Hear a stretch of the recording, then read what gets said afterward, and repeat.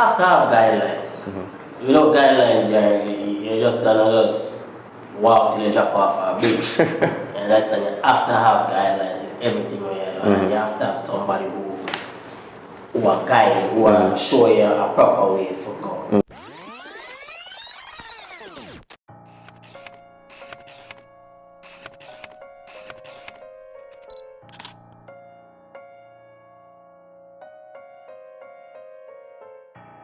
Welcome back to Focal Point, everybody. I'm Jik-Reuben, the visual ninja. Today we're in a studio with someone very interesting. You know, he's 2016 double silver winner at JCBC and 2015 merit winner. So let me introduce to you Patrick Planter. Welcome, Patrick. Doing good? All right, cool. So Patrick, tell us about yourself. I'm Patrick Planter, as you already know, and I'm a fine art photographer, and I want to actually put what I'm doing on the next level, as in being into like a gallery space all over the world, something like that. So that's basically that's your goal, that's your vision. Goal, yeah, right. vision, yeah. So how old are you, by the way? I'm 33. 33. Yeah. They have a couple more years under your belt, man. I'm an old one. So as a young fine art photographer, young in the business, do you think that fine art photography is something that is dying in Jamaica? Or is it something that isn't widely known? Well, the thing is, it's really dying in Jamaica, seeing that there's not much art lovers, you know what I mean? And then you have like veteran fine art photographers like the Mo Young, the Daniel Zaka, all of those people is really trying to pass on the baton to younger folks like me. And you have like, well, I don't really know much fine art photographers, but yeah, like even me, you know what I mean? So yeah. So then, could you say that you're probably one of the saviors of fine art photography then? Young age, yes. Young age, yes. And how do you plan to bring it back? You know. Well, basically, I just have to be consistent with what I'm doing and reach out more to the younger generation for them to see what's really happening. Yeah. You know what I mean? So basically, it's just that. I don't know if most people know, but you're the son of Gloria Sims. You know what I mean? Tell me about this fascinating lady and how she helped mold you into the person you are today. Oh, mommy, it's just natural. It's just natural, and I just see her as a regular person, just like how everybody else kind of see her as being, you know what I mean, this great person. I just see her as being mommy. And it's really in my blood to actually be creative, just like her, just like my father. Because my father was actually a welder, and he actually could draw. Interesting. Like that, you know. So basically, I got it from both sides. Great. All right, cool.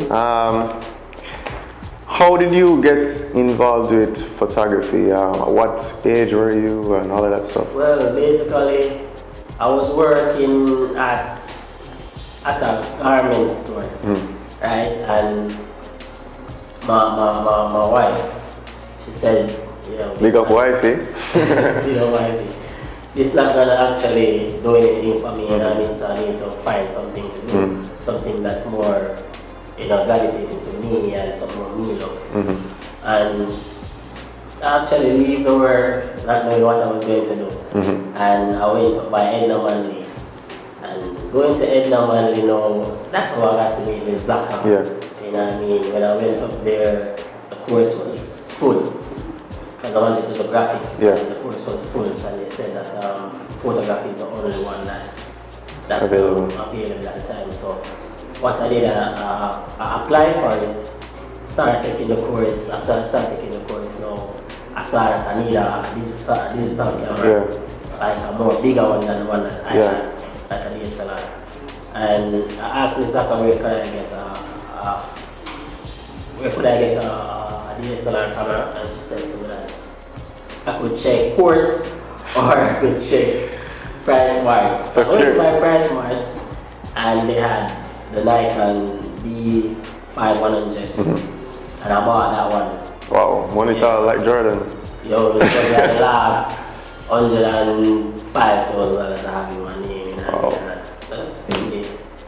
from that I never look back. Can't look back. Never. I wouldn't look back.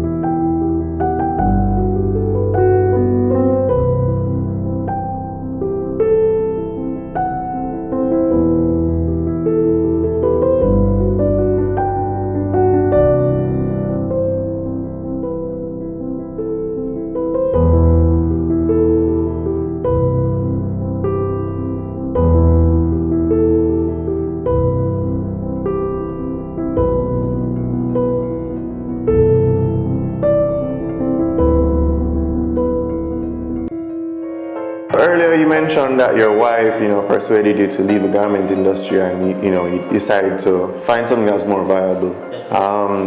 You're also a father of a son who's featured behind us here in these art pieces, which are pretty lovely, by the way. Yeah, he's very, he's a little fine art. Trust me, I'm always just into character. Nice, you know what I mean? nice. So I'm gonna get to how you even got him to be in these photos at first, but as a father and an artist, how do you make photography viable? So it's your main thing. Like what do you do? Well, I do photography like every day. You know what I mean? That's what I do.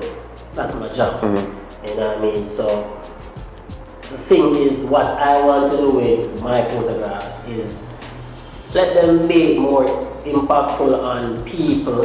You know what I mean? I want it to actually be global. You know what I mean? So what happens is that what I'm doing is it's just gonna be different. Yeah. Couple years from now, it's just gonna be different. You're just gonna look at it a couple years from now and say, oh wow, so when did I say?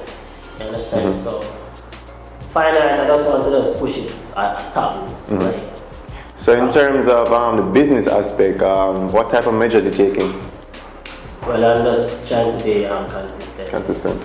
As much exhibition as possible, I try to get involved. I try to let people see what I'm about. You know what I mean? So basically, I'm just trying to be out there for people to know the name and the work. Be associated, they know the brand. Definitely.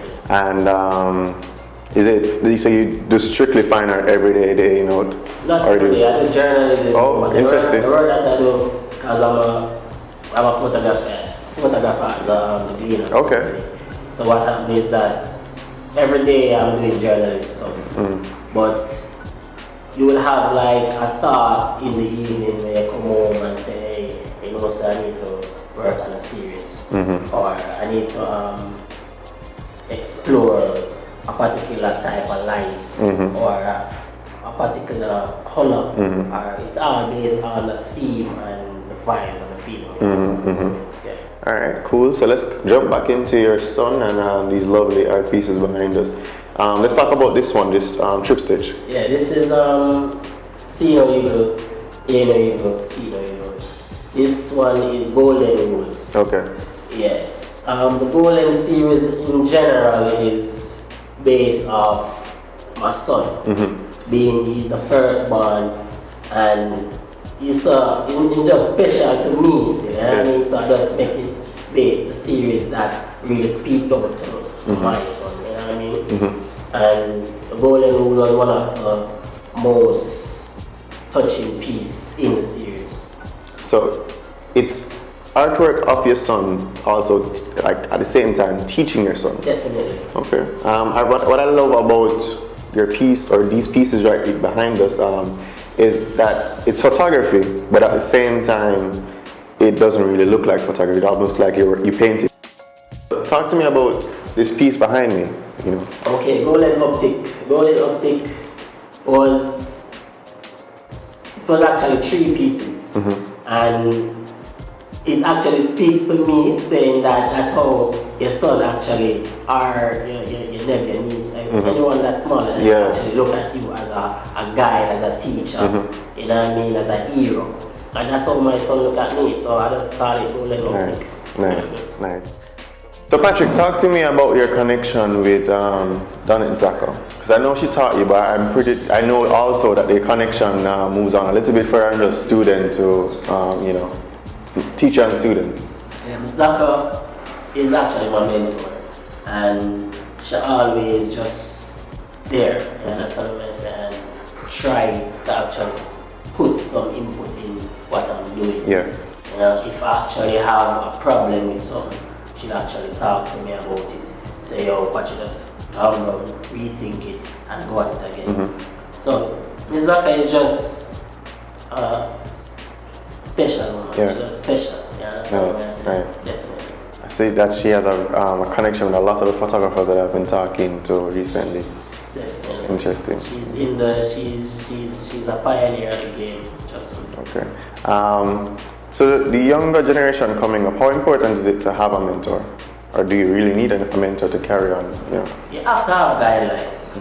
Without guidelines, you're just gonna just walk till you drop off a beach. And that's the you have to have guidelines in everything where you're doing. And you have to have somebody who will guide you, who will show you a proper way to go. You understand? Because I see a lot of people who think they can do it by themselves. You know what I mean? They're so original, they're so... It's just gonna break down after a while. You have to have somebody who is there already. Somebody who actually say, hey, this way I do wrong. You understand what I mean? I say, you reach a high pinpoint in your life and then say, watch out. You need for us to you don't reach the same. You understand what I'm saying? And you have to just be the one who sit back and just say, hey, I need to just rebuild and move along. So as an artist in the digital era, how important is it to be original? And can you still be original in a time like this after so many decades have passed and you realize that in fashion, in music, in the art scene, so many things are being replicated and re-innovated? You can be inspired. You can be inspired of someone and do something original that they didn't do. Because take for example Wade Roden. Yeah. That guy, first time I saw his work was in the National Gallery. Okay. I wanted to be into the National Gallery from day one, from a start with one in the National Gallery. I went in there and I saw this piece with this guy and him have sun and his back. And I was like, yo, it's different. You understand what I say? And this is me looking at an ex-Jamaican photographer. I wanted to actually be or do something like what he's doing. And after seeing that, I was like, no man, I have to go try do something with sand or And that's how my last series that I did, Discovery series, come along. By just seeing someone work, it give me inspiration and then I build from that. And it's two different type of work. And it's that my Discovery series, I look at that image that he did with the guy on the side. It's two different work, but it was inspired. Just inspired by him. Alright, cool. So talk to me about that series. What is it about? The Discovery series, it's about females who don't know themselves and don't find themselves, or people in general. And that's still current today, especially in black women. Exactly, you understand? So if you look at that image, you see a lady, it's basically a lady buried in the sand. And you can see where in which she is just a goddess until she was just discovered. She discovered a couple years down the line. You understand? So basically, Discovery series is about females who them not find themselves and them not know how beautiful they are. Some of them will bleach out their skin and stuff like that. And we see that every day in the streets. Exactly, it's a real problem. But Discovery is a very nice series. Some very good images in that series. And has that series been exhibited anywhere yet? Yes, it has been showcased at Kingston on the Edge 2016. Okay, cool. And what was the reception like? It was awesome. Everybody was like, yo, this is dope. You know what I mean? When I put out the coming soon, a lot of people was like, they wanted to see it. I really was looking forward to that series. It really speaks to a lot of people. A lot of people stepping in and say they want to actually get a copy of it and stuff like that. But it's still in the making of being at great grounds. I wanted to be into the National Gallery, so yes. Well, hopefully it gets there, you know what I mean? you know. So let's see. Lastly, are there any new series that you're working on? Yeah, there's a series that I'm about to work on right now for JCDC 2017. Yeah. And I think I want to do a solo show next year. Nice. Yes, so I'm working on a series called Thought of Silence. Interesting. Any you want to give us a little sneak peek on what it's about? Just a little peek. It's about people who they think so much and they don't talk to no one at all. So what they do is bottle it up inside, and this leads to so many things. I actually lose a friend recently to suicide, you know what I mean? And up to now, I'm actually like asking myself, you know, why do it, why do it, you know what I mean? And it's just a thing I'm actually just want to do in contribution, so in memory of it, in memory of, you know what I mean? So yeah. Alright, I look forward to that piece and that series, and I'm pretty sure it will touch the hearts of many people, because even myself, you know, I lost a relative last year to suicide, and I know a lot of people who suffer from depression and mental health. And mental health in itself is something that in Jamaica we take for granted. Definitely. So I like that you're, you know, doing this piece to, you know, bring it to the forefront. Yeah, well, a lot of my series, I try to touch topics that speaks to people. Even Overstanding series that won the silver 2016 JCDC competition. So that series was about tertiary education. People who go through high school, colleges, university, and they don't understand what they study. You know what I mean? They're just doing it for the parents or what, you know, their relative might think is good for them. So Overstanding was a very good series, and I'm happy that it got the justice that it deserved. It deserved. So I'm very pleased. Patrick Cranton, thank you for passing through, man. Yeah, definitely. Really good. So guys, you know, it was a really good conversation, and I hope you enjoyed it. Stay tuned for the next episode where we'll be featuring someone extraordinary. This is Jik-Reuben, and this is Focal Point. Thank you very much.